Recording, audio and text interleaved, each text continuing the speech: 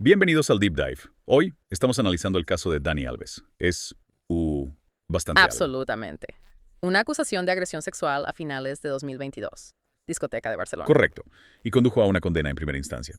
Pero luego, de manera bastante dramática, una absolución en apelación. Exactamente. Y esa es la pregunta central para nosotros, ¿no es así? ¿Puedes imaginarte la posibilidad de crear, con inteligencia artificial, un diálogo como el que acabas de escuchar? ¿Y hacerlo sobre la base de un análisis previo, también con inteligencia artificial, de una o más sentencias sobre un caso relevante? Quédate y te lo cuento.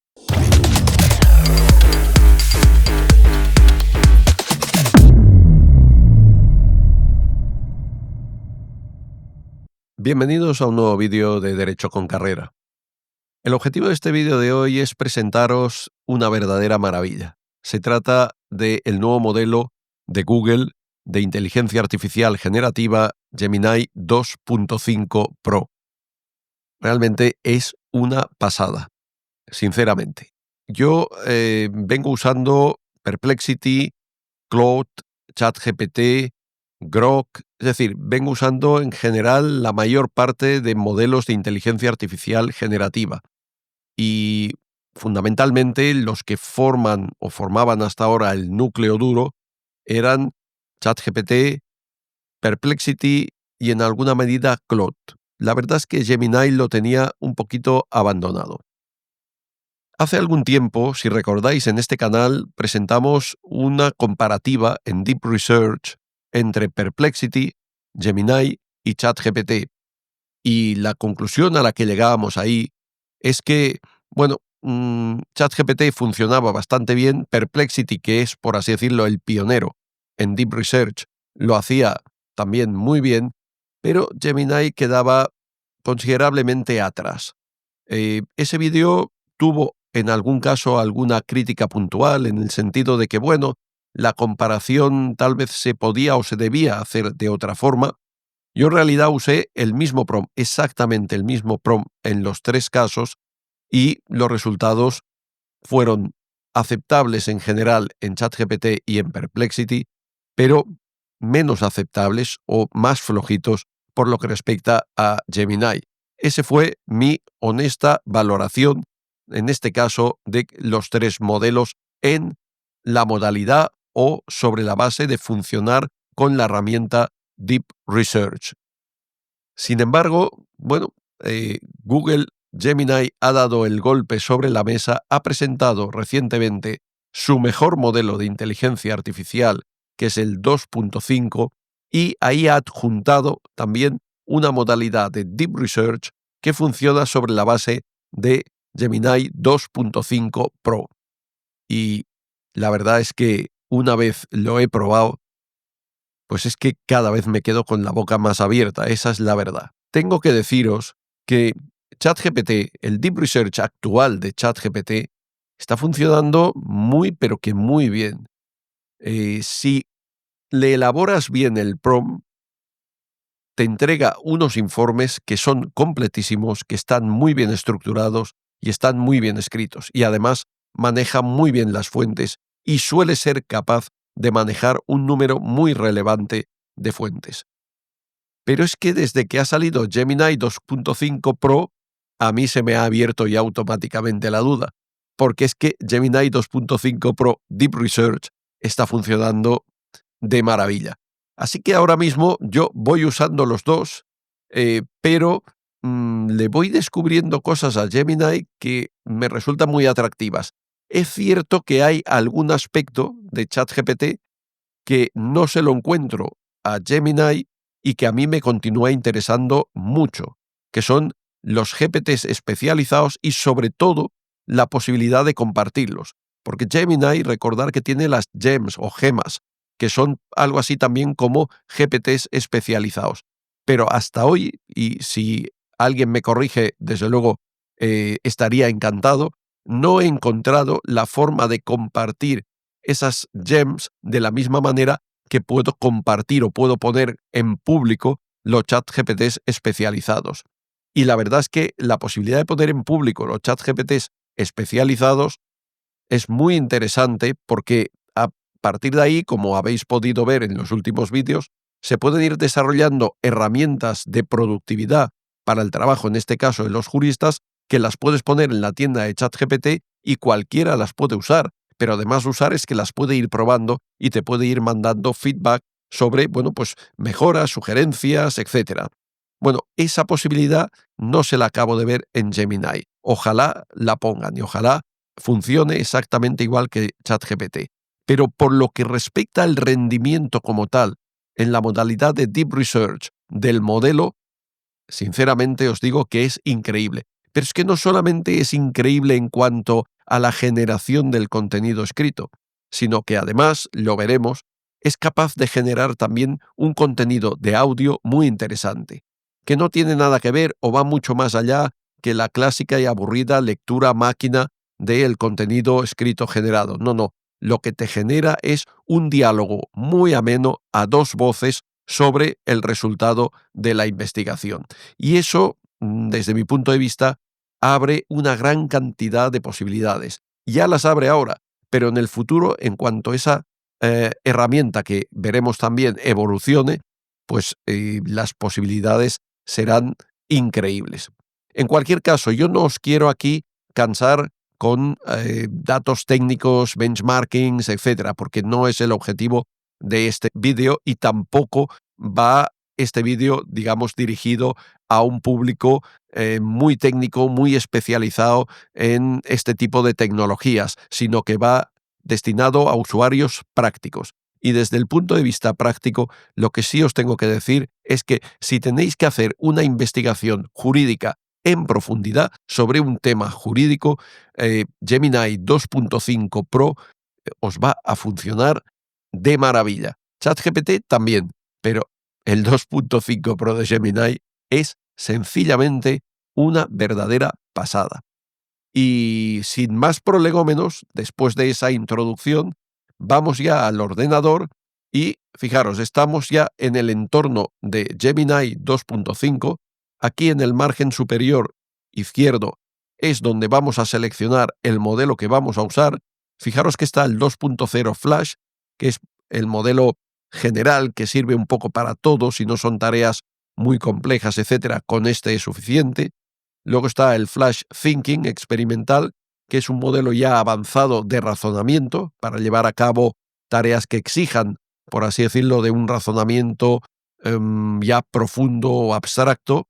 Luego está el 2.5 Pro experimental, que este ya es el modelo último, el buque insignia ahora mismo de Google, en este caso de Gemini, en inteligencia artificial generativa. Y es un modelo que funciona con una potencia increíble. Pero es que lo que han hecho esta gente de Google es incluir el modelo este tan avanzado 2.5 Pro en la herramienta Deep Research, con lo que, es lo que os decía, ahora con Gemini puedes hacer Deep Research con 2.5 Pro.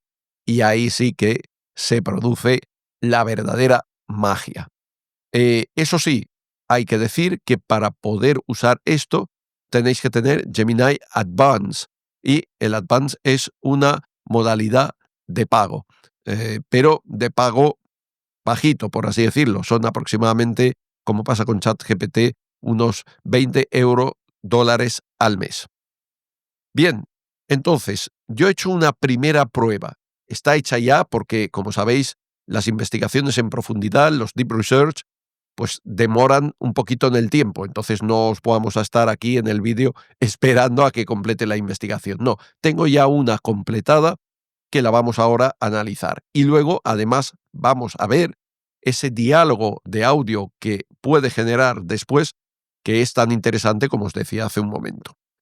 Mirad, la investigación a fondo, una de ellas, de las que he hecho para ir probando Gemini 2.5 Pro, ha sido el análisis comparativo de las dos sentencias del caso Dani Alves. El caso Dani Alves es el caso de un futbolista español, me refiero ahora fundamentalmente, o me dirijo a la audiencia, a nuestra audiencia, a nuestros queridos hermanos latinoamericanos, pero no tengo que decir mucho porque de dónde viene Dani Alves y por otra parte, bueno, pues el fútbol español es muy conocido al otro lado del Atlántico y seguro que prácticamente todo el mundo sabe quién es Dani Alves, y lo que sucedió con Dani Alves. Pero en cualquier caso, Dani Alves, jugador, en un momento dado es denunciado por una agresión sexual. Esto inicia un procedimiento judicial penal y finaliza con un juicio en la primera instancia en la Audiencia Provincial de Barcelona, donde Dani Alves es encontrado culpable y por tanto se le impone una condena por agresión sexual. La defensa de Dani Alves recurre ante el Tribunal Superior de Justicia de Cataluña. Es un típico recurso de apelación. El Tribunal Superior de Justicia de Cataluña revisa toda la actividad probatoria llevada a cabo por la Audiencia Provincial de Barcelona y llega a una conclusión distinta. Llega a la conclusión de que la prueba de cargo es insuficiente para condenar y, en consecuencia, absuelve a Dani Alves. Esta es la situación en la que nos encontramos hoy. Tanto el Ministerio Fiscal como la defensa de Dani Alves han anunciado que van a recurrir en casación ante el Tribunal Supremo y ahí, bueno, vamos a ver finalmente qué es lo que sucede. Este ha sido un caso muy mediático y ha sido un caso que, entre otras cosas, pues ha generado esta suerte a veces de sorpresa, de estupor, a veces de frustración en determinados sectores sociales, sobre todo sectores no versados en el mundo jurídico, que se preguntan, bueno, ¿cómo es posible que dos tribunales integrados por jueces profesionales, técnicos, a la vista de la misma prueba, uno llegue a una conclusión y otro llegue a otra conclusión diametralmente distinta? Evidentemente, los juristas sabemos que esto puede pasar, sabemos que la justicia es una obra humana y que como obra humana hay un contenido de subjetividad sobre la base de unas reglas, pero un contenido de subjetividad en el análisis de la prueba y lo que realmente pide o reclama la ley del juez o de los jueces es que para condenar tengan en conciencia el convencimiento claro de que hay una responsabilidad penal. Bueno, la Audiencia Provincial de Barcelona llegó a ese convencimiento. Los o las juezas del Tribunal Superior de Justicia de Cataluña han entendido que la prueba no era suficiente, que habían contradicciones, que habían elementos importantes de duda y que por tanto ahí había que aplicar el principio in dubio pro reo y en consecuencia procedía la absolución. No podemos condenar a una persona si no estamos completamente convencidos de su culpabilidad a partir de las pruebas que se han desarrollado en el acto del juicio. Ese es el momento en el que nos encontramos ahora, como decía anteriormente. Esas son las dos visiones y ahora lo que nos interesa es cómo manejó todo esto Gemini 2.5 Pro. Es decir, yo le pedí a Gemini 2.5 Pro que hiciera una comparativa de las dos sentencias y a partir de ahí recopilara fuentes de calidad, de prestigio, académicas y periodísticas y con todo ello me realizara una investigación a fondo sobre la problemática surgida como consecuencia de estas dos sentencias contradictorias. Le subí las dos sentencias, le preparé el prompt se lo preparé también con inteligencia artificial. Aquí, curiosamente, hubo el típico trasvase que muchas veces, pues yo hago, es decir, le preparé inicialmente el prompt con ChatGPT y aquí tenéis un vídeo sobre prompts avanzados, es decir, cómo preparar con inteligencia artificial prompts. ChatGPT me elaboró un prompt muy potente, muy bien hecho, para un deep research sobre estas dos sentencias.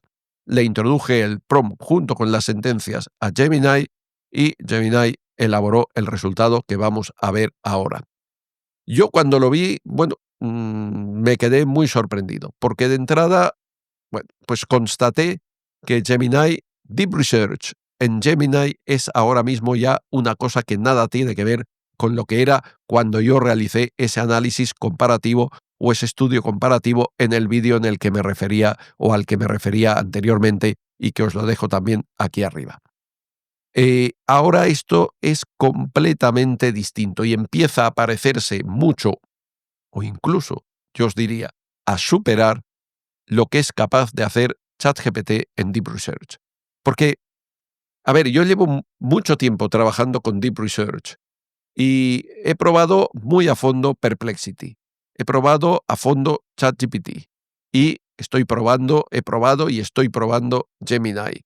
Y ahora mismo yo os diría que, bueno, Perplexity quizá es el que tal vez se empieza a quedar un poquito atrás, a pesar de que es el pionero, porque la idea del Deep Research, eh, tal y como la aplican ChatGPT y Gemini, realmente es una copia de Perplexity.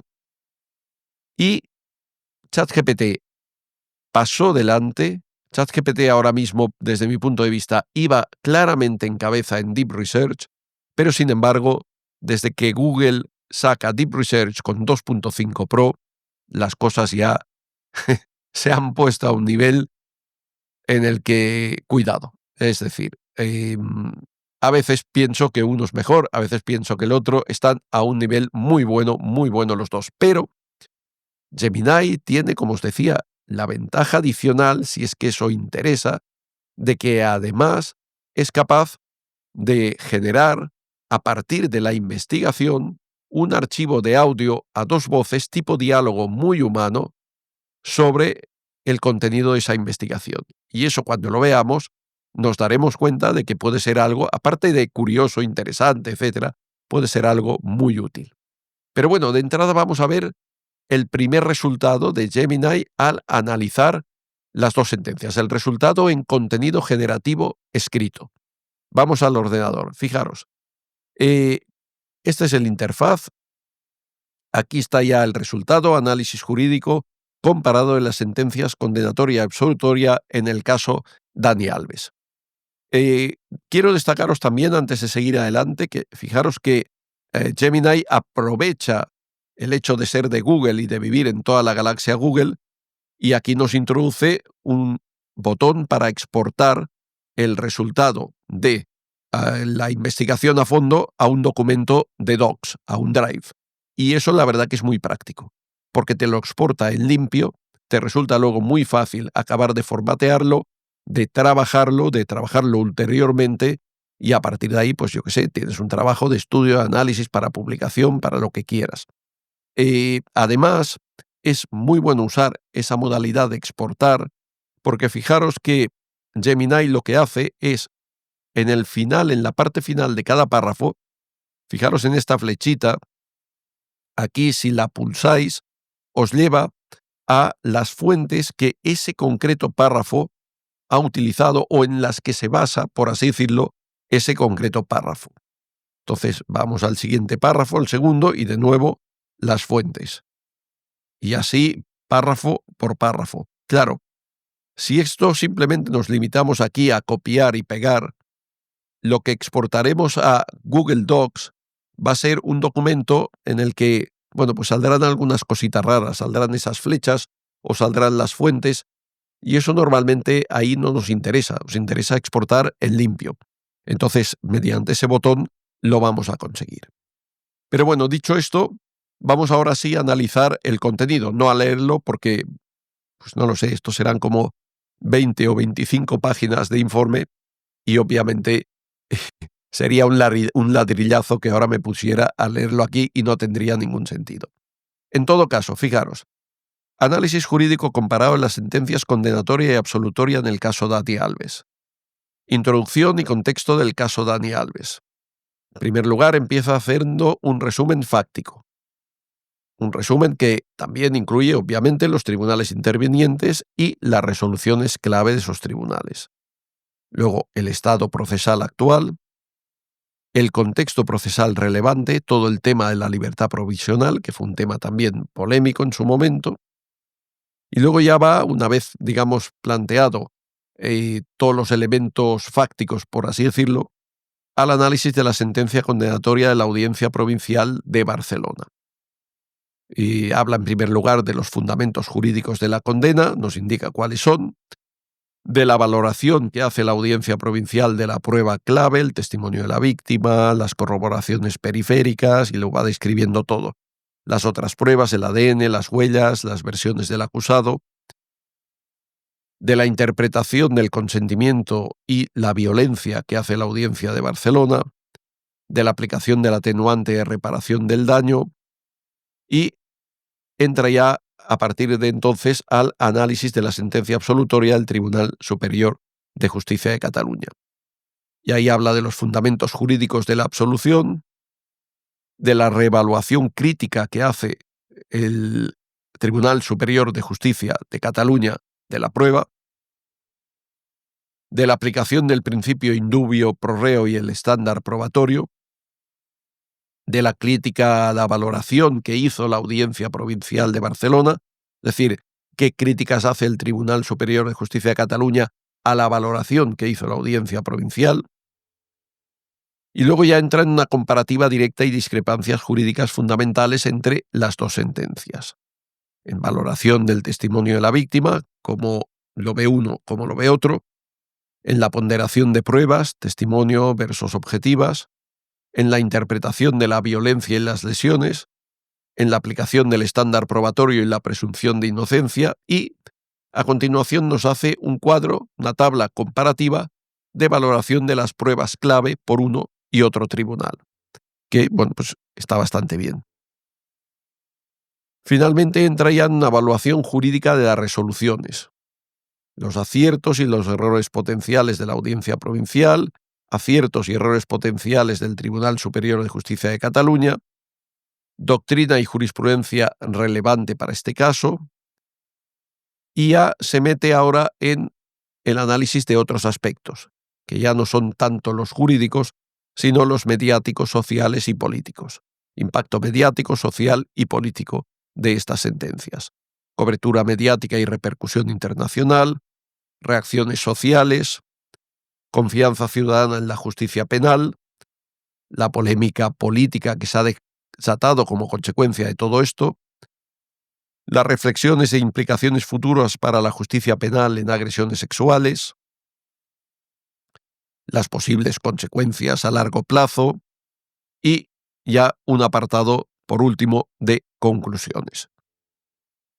A continuación añade, y fijaros qué cantidad, todas las fuentes que ha consultado para elaborar este informe. Y yo cuando analizo las fuentes, además de, bueno, sobre todo en cuanto a cantidad, la capacidad que tiene ahora este Gemini 2.5 Pro para ir escarbando en Internet y encontrar fuentes relevantes, es muy superior a la que tenía el modelo anterior de Deep Research, que era el 2.0. Pero además de esto, es que hace una muy buena selección y combinación, yo diría, de fuentes de tipo académico o especializadas con fuentes periodísticas. Y por otra parte, en general, todas las fuentes que va seleccionando, bueno, pues son fuentes reconocidas, son fuentes de calidad. Y luego ya es parte que pertenece al algoritmo el, a partir de ahí, ir valorando esas fuentes, porque igual que pasaría si nosotros hiciéramos este trabajo de investigación, bueno, no tendríamos sobre la mesa un conjunto importante de fuentes, pero seguramente no las valoraríamos todos por igual o todas por igual. Y tomaríamos de aquí y de allá, pero a lo mejor de algunas tomaríamos más o tomaríamos una serie de elementos porque en esos aspectos las valoramos mejor. Bueno, eso es lo que hace también fundamentalmente Deep Research y eso es lo que le hace verdaderamente útil. Bueno, pues este es el resultado escrito. Fijaros, estoy haciendo un scroll para que veáis, también os hagáis una idea de lo amplio que es. Está bien redactado, está bien estructurado, no hay mucho más que ahora mismo se pueda pedir. La verdad es un resultado de mucha calidad. Pero como os decía, es que las cosas no acaban ahí.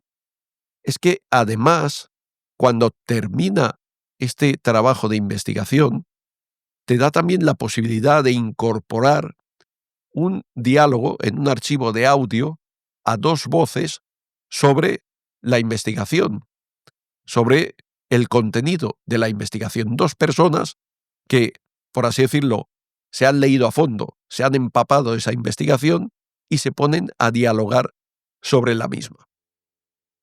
Esta es una herramienta que realmente Google ya usaba en otro entorno, que funcionaba bastante bien a nivel experimental y que yo creo que ahora han tenido el gran acierto de incluirla en el Deep Research como un elemento más de valor añadido y que, bueno, pues le va a dar unas posibilidades tremendas.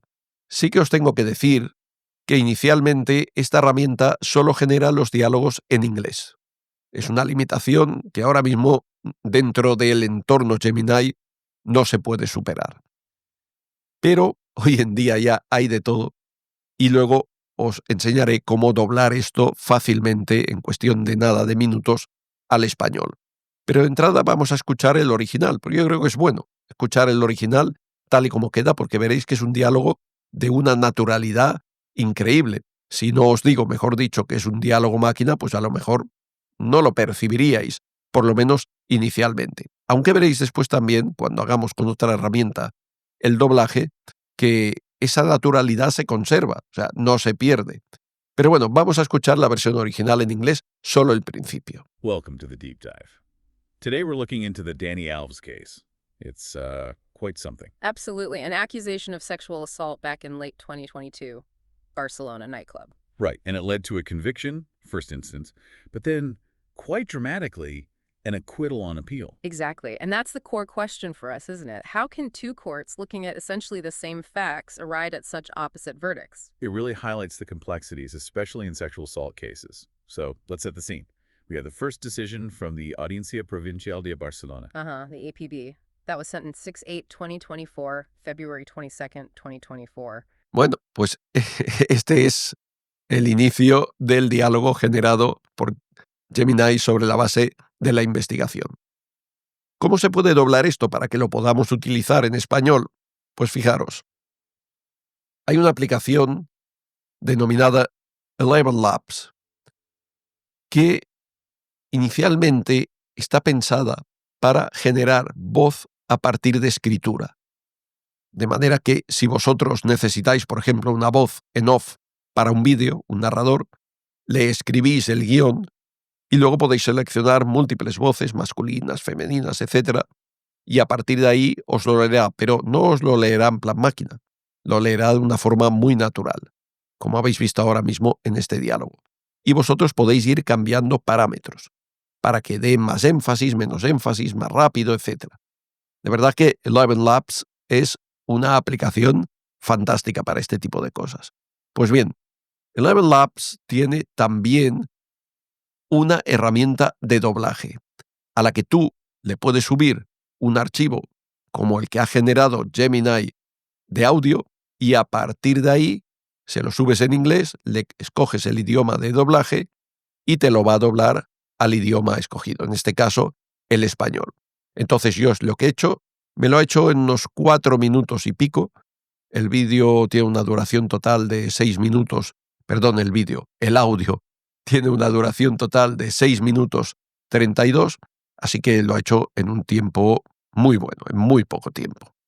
Y como pues ya lo tenemos, vamos aquí a mi escritorio y ahora lo que vamos a hacer, este es el archivo de audio, lo que vamos a hacer es escuchar el resultado de ese doblaje, que en última instancia es el resultado del diálogo generado por Gemini, y vamos a ver qué es realmente este producto adicional que Gemini nos ofrece. Bienvenidos al Deep Dive. Hoy estamos analizando el caso de Danny Alves. Es bastante algo. Absolutamente. Una acusación de agresión sexual a finales de 2022. Discoteca de Barcelona. Correcto. Y condujo a una condena en primera instancia. Pero luego, de manera bastante dramática, una absolución en apelación. Exactamente. Y esa es la pregunta central para nosotros, ¿no es así? ¿Cómo pueden dos tribunales que examinan esencialmente los mismos hechos llegar a veredictos tan opuestos? Realmente resalta las complejidades, especialmente en casos de agresión sexual. Así que vamos a establecer la escena. Tenemos la primera decisión de la Audiencia Provincial de Barcelona. El APB. Eso fue la sentencia 68 de 2024. 22 de febrero de 2024. 4 años y medio de prisión por agresión sexual con penetración, más otras cosas, libertad vigilada, orden de alejamiento, Y indemnización. luego, el Tribunal de Apelación. El Tribunal Superior de Justicia de Cataluña.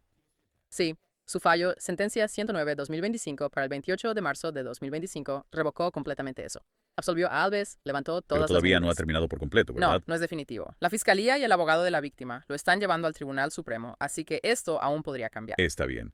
Y antes de profundizar en las decisiones del tribunal, probablemente deberíamos mencionar la libertad provisional después de esa primera condena. Definitivamente. La fianza de 1 millón de euros causó un gran revuelo público. Sí, se habla mucho de justicia para los ricos, especialmente porque uno de los jueces en ese panel estuvo fuertemente en desacuerdo, ¿verdad? Citando un riesgo continuo de fuga. Exactamente. Un aspecto muy controvertido que en cierto modo se cierne sobre todo el caso, pero profundicemos en esa condena inicial por parte del Tribunal de Barcelona, la Audiencia Provincial de Barcelona. ¿Cuál fue su razonamiento? Bueno, por lo que entiendo, realmente se apoyaron en el testimonio de la víctima. Lo encontraron consistente en general. Correcto. Consistente a lo largo de múltiples declaraciones, la policía, la investigación judicial, el juicio en sí. Notaron que ella no parecía tener, ya sabes, ningún motivo ulterior para hacer una acusación Pero falsa. no hubo algunos problemas, discrepancias, especialmente en comparación con las grabaciones de las cámaras de seguridad de antes de que entraran al baño. Hubo. El tribunal lo reconoció. Su descripción de sentirse incómoda al intentar irse tal vez no coincidía perfectamente con cómo aparecía en la cámara en esos momentos específicos anteriores. Entonces, ¿cómo resolvieron eso? Básicamente dijeron, mira, esos son detalles periféricos. Las inconsistencias menores sobre el contexto previo no invalidan su relato principal de lo que ocurrió dentro del baño, que fue coherente. Priorizaron su narración directa del propio asalto. Está bien. Y tenían otras pruebas para respaldar Sintieron que sí lo hicieron. Señalaron la lesión en su rodilla, que conectaron con la dinámica del asalto descrita. Además, su estado emocional inmediato, según testigos, mostraba que estaba angustiada justo después de salir del eso. Y los baño. informes psicológicos más tarde confirmaron también esa angustia. Correcto. Entonces, testimonio de la víctima, más lesión en la rodilla, más estado emocional. Esa fue la base. ¿Qué hay de las pruebas forenses como el ADN? Se encontró ADN de Alves en su boca, ¿no es así? Lo cual ella negó, involucraba felación y huellas digitales. La APB los consideró, sí, pero no los encontró decisivos de ninguna manera. El ADN, bueno, pensaron que podría explicarse por otras interacciones, tal vez sin contradecir su relato principal de manera suficiente. Las huellas dactilares no fueron Y concluyentes. el propio Alves. Su historia cambió varias veces durante la investigación. Eso probablemente no ayudó a su credibilidad con el primer tribunal, no. Así que esa es la imagen de la condena. Ahora, la apelación.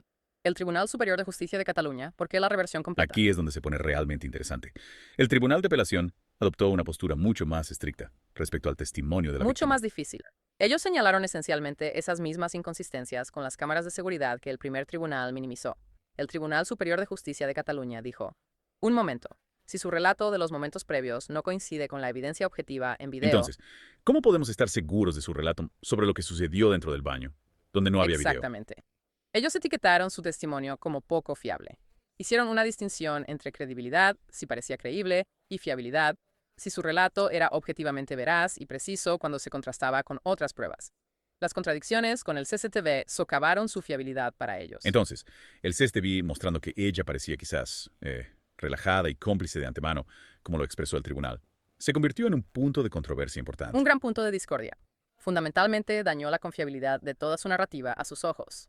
Sintieron que el primer tribunal no había dado suficiente peso a esa contradicción. ¿Qué hay de las otras pruebas, como la lesión en la rodilla? El Tribunal de Apelación cuestionó el vínculo directo. Señalaron que incluso el primer tribunal no estaba completamente seguro de cómo ocurrió la lesión durante el asalto. Así que el TSJCAT lo vio como una corroboración menos convincente. Entonces, con el testimonio considerado poco confiable y otras pruebas cuestionadas, Se quedaron con la sensación de que la acusación no había cumplido con el alto estándar de prueba necesario para una condena penal. No se comprobó la culpabilidad más allá de una duda razonable. por lo tanto, aplicando indubio pro reo. El beneficio de la duda es para el acusado, exactamente. ¿Y dijo algo diferente el Tribunal de Apelación sobre el ADN o las huellas digitales? Sentían que el primer tribunal no había abordado esos aspectos lo suficiente. Sugirieron que el ADN en la boca podría indicar sexo oral consensuado, lo cual la víctima negó, creando otro conflicto. Y las huellas dactilares seguían siendo inconclusas. Simplemente no veían pruebas independientes lo suficientemente sólidas. Entonces, realmente parece reducirse a la interpretación, ¿no? El peso dado a la palabra de la víctima frente a evidencia objetiva, pero quizás incompleta, como las cámaras de seguridad. Absolutamente. La APB priorizó el testimonio principal y lo que consideraron signos corroborativos, como la lesión y la angustia. El TSJCAT exigió mayor fiabilidad. Encontró el testimonio deficiente debido al conflicto con las cámaras de seguridad y consideró que las demás pruebas eran insuficientes por sí solas. Dos tribunales, las mismas pruebas, conclusiones marcadamente diferentes. Realmente, Pone en evidencia los desafíos en la persecución de delitos de agresión Lo sexual. hace. Asuntos sobre el consentimiento, memoria y o trauma, interpretar el comportamiento en video, la carga de la prueba, todo está aquí. También plantea preguntas más amplias sobre las perspectivas judiciales, quizás las necesidades de capacitación y el equilibrio entre los derechos del acusado y la justicia para las víctimas. Definitivamente. El hecho de que jueces experimentados puedan mirar el mismo conjunto de hechos y divergir de manera tan completa es algo impresionante. Realmente te hace pensar, ¿no? Acerca de la subjetividad inherente que puede infiltrarse en el proceso legal, incluso cuando todos intentan aplicar reglas objetivas, especialmente cuando depende de cosas como el consentimiento y la intención, que a menudo son disputadas y difíciles de probar de manera definitiva. ¿Qué nos dice este análisis profundo sobre la naturaleza misma de la justicia? Algo para reflexionar. Gracias por desglosar este caso complejo conmigo. Bueno, ¿qué os ha parecido?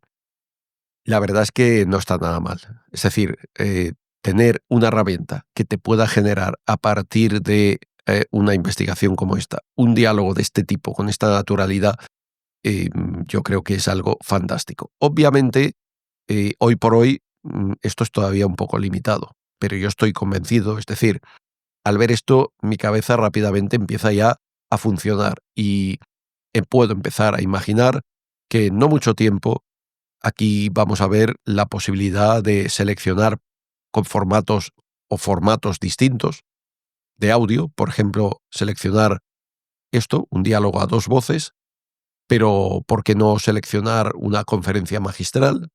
¿O por qué no seleccionar un debate a 3 o a 4 sobre el tema? ¿O por qué no, pues, seleccionar algún otro formato?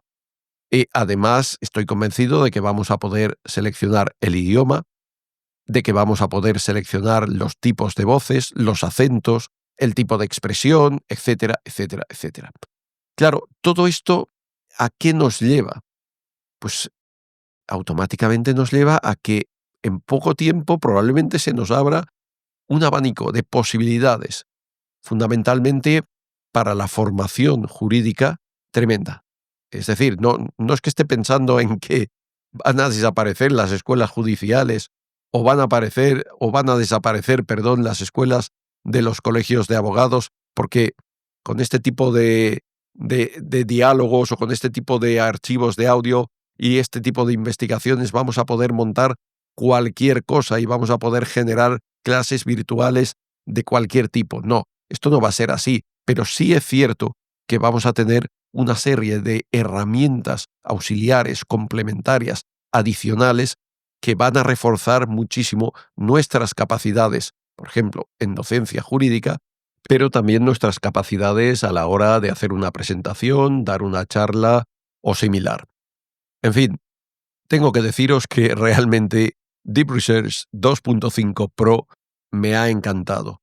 Me ha encantado no solo por la capacidad de generar contenido que es súper potente, sino por esa herramienta adicional que, bueno, pues yo ya estoy pensando en cantidad de cosas que voy a poder hacer con esto. Así que me ha gustado mucho, esa es la verdad. Y si a vosotros también os ha gustado este vídeo, pues os agradeceré enormemente que le deis un like. Si no estáis todavía suscritos al canal, hacedlo por favor porque eso ayuda muchísimo. Y además, si le dais a la campanilla, se os van a notificar todos los vídeos que voy publicando semanalmente. Nos vemos en el próximo vídeo.